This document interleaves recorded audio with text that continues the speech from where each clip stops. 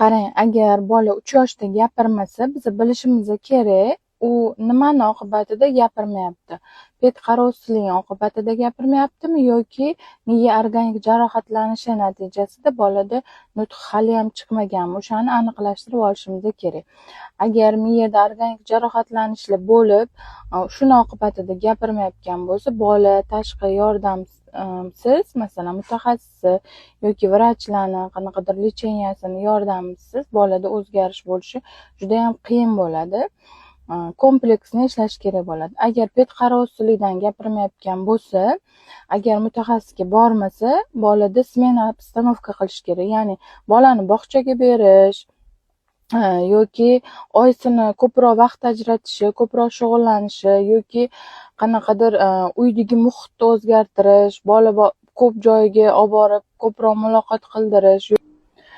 Agar hayot tarzi hozirgidek davom etursa, bolada o'zgarish bo'lmaydi. Chunki undan hech kim talab qilmagandan, ya'ni giperopekadan zadержка bo'layotgan bo'lishi mumkin yoki muloqot yetishmagandan yoki undan hech kim rivojlanishini, ya'ni ko'proq so'zlar aytishini talab qilmagandan shu holatga kelgan bo'ladi va agar muhit o'zgarmasa, bolada gapirib ketish ehtimoli juda ham kam va dinamika juda ham sekin bo'ladi.